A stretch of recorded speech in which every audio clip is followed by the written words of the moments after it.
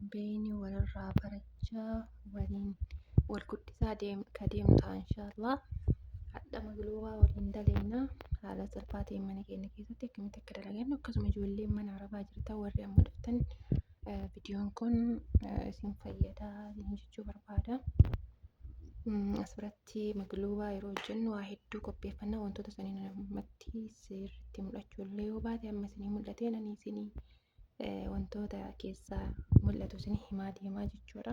Wanti hunduu mul'ata garuu seeraan viidiyoo kaayee akka mul'atutti naaf hin mijanne ta'ee asirratti shunkurtii adii fi shunkurtii diimaa akkasumas zanjibiila waliin bakka takkatti aqulaallaa jechuudha. Erga aqulaallee akkanatti wal nyaachisee booda dijaaja yookiin lukkuu kanneen kan keessa kaa'aa jechuudha. Wal nyaachisa akka riihaan isaa yookaan xaa'amiin isaa keessaa nuuf ba'uuf akkanatti waliin bakka takkatti bilcheessine xaa'amiin isaa hin deemaa jechuudha. Akka fooliin isaa wanta akkas keessaa dafee nu baduuf akkanatti irraa filatamaadha jechuudha. Akkanatti xiqqoo wal nyaachisee booda immoo asitti maajuun timaaxi yookaan saalsaa itti godhanna jechuudha.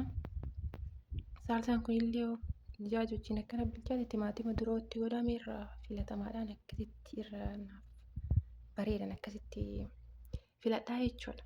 Akkaataa itti filatamu namu akka itti dalagatutu jira. Bifaan ittiin dalaguudha kuni. Erga akkana goonee yoo maajii qabaattan asirratti maajii itti godhachuu dandeettanii akkasumas soogidda waliin bilcheessuu dandeettan ammoo maajii waan hin fayyadamneef timaatimni dhumarallee yoo ta'e rakkoo hin qabu soota waliin bilchaata waan ta'eef jechuudha.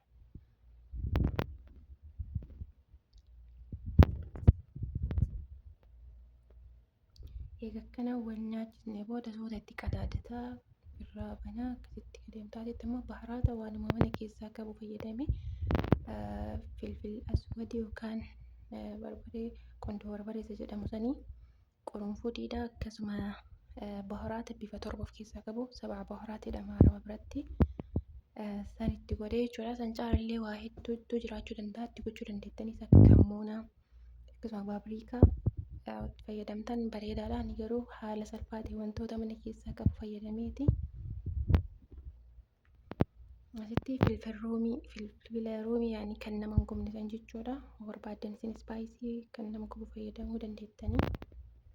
Asirratti immoo kaarotii sharaa yookaan immoo daa'irii kattafametti godhannaa jechuudha. Zayititti illee xabbasuun hin ta'a garuu yoo waan xabbasuu hin barbaanneef akkanatti illee hin fayyadamamaa jechuudha. Arabni tokko zayitii baay'ee hin barbaadaniyyuu asitti bishaan ho'aa bira kaa'anii soota itti wanna godhataa deemtan jechuudha. Amma bikka islaamaa jiitti godhu soogidda fayyadame. Asirratti roozas dhiqadhee qopheeffadhee viidiyoo irratti isiniin dhiyeessine akkasuma immoo haga koonnaa bilchaatu wantoonni reefuu sunniin jechuudha. Kun rooza adii jechuudha. Adii zayitii fi soogidda wajjin bilcheessutti jira. Akkasumas wanta barbaadan itti gootanii waliin bilcheessuu hin dandeettanii jechuudha.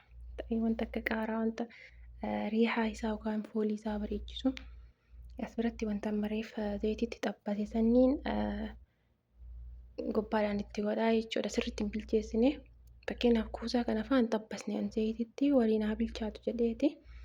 Asirratti hunda isaa ta'uu bakka takkatti walitti naqee jira jechuudha. Bilchaanne roosni illee sirriitti hin bilchaanne maaliif qannasee dhiisaa hundi isaatu bakka takkatti akka wal qixxaayee naa bilchaatuuf jechuudha. Isa zayitii xabbasamu sanillee sirriitti hin bilcheessina. Hin bilcheessu waan akka kiyyatti akkaataa namni hundu akka itti dalagatu isatu beeka. Dhumarratti maqluubaan keenya kana fakkaata. Silaa galabbatuu qabaayyuu isaan irratti waan maatiin hundi bakka takka ka'anii hin jirreef hamma nama tokkoo ga'u bichaarraa fuudhaa jechuudha.